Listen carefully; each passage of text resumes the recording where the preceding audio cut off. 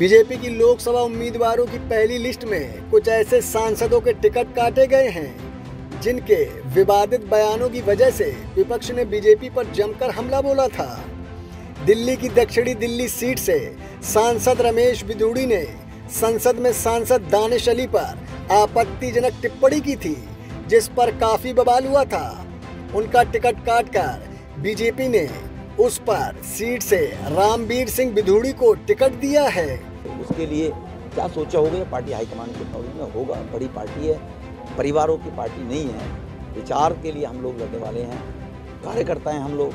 Party में लोग आते हैं बाहर से, तो उनके लिए जब मेहमान घर में आता है तो नई चादर बिछाई जाती है। परिवार के लोग पुरानी पे सोते हैं, आज मेहमान आया है तो इसीलिए परिवार के लोगों को मजबूत दिल करके मान सम्मान को ध्यान में कभी कभी मेहमान के लिए इस तरह चादर बिछानी पड़ती है। अभी साफ सुथ बिछा दो उनके लिए, ये मेहमान हैं, हम तो घर के लोग हैं। घर की इज्जत रखनी है, घर के विचार को आगे बढ़ाना है, घर के मान सम्मान को बढ़ाना, उसके लिए काम करना है। हम उसके लिए काम करना है। बीजेपी ही नहीं बल्कि राष्ट्रीय स्वयंसेवक संघ भी पिछले काफी वक्त से मुस्लिम आउटरीच पर काम कर रहा है।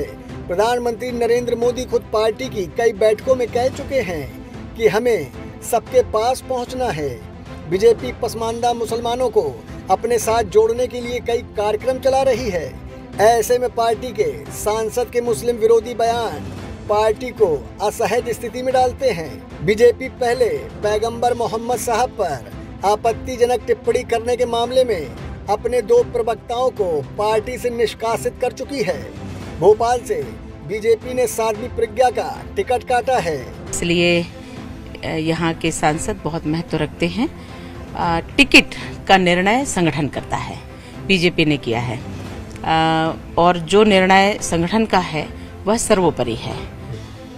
हम कार्यकर्ता होने के नाते यही कहेंगे कि जहाँ संगठन का जो निर्णय है हम पूर्णतः समर्पित होकर के संगठन के लिए कार्य करेंगे।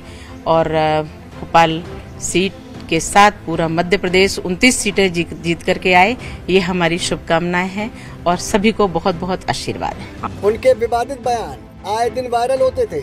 महात्मा गांधी को लेकर साध्वी प्रज्ञा के एक विवादित बयान पर प्रधानमंत्री नरेंद्र मोदी खुद कह चुके थे कि वे उन्हें दिल से माफ नहीं कर पाएंगे। इसके बावजूद साध्वी प्रज्ञा पर कोई एक्शन न होने पर विपक्ष ने बीजेपी पर कई तंज किए थे। अब साध्वी प्रज्ञा का टिकट काट दिया गया है। लिस्ट देखकर एक तरफ जहां ये लग रहा है कि विवादित बयान कुछ सांसदों पर भारी पड़े, वहीं कई नेता हैं जो विवादों में तो रहे और विपक्ष के निशाने पर भी रहे, लेकिन पार्टी उनके साथ खड़ी रही।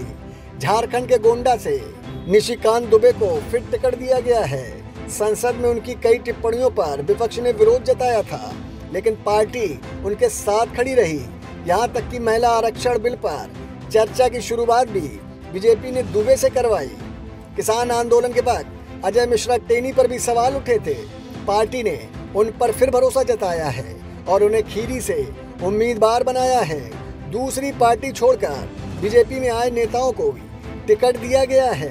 बीएसपी छोड़कर आए रितेश पांडे को यूपी के अंबेडकर नगर सीट से उम्मीदवार बनाया है।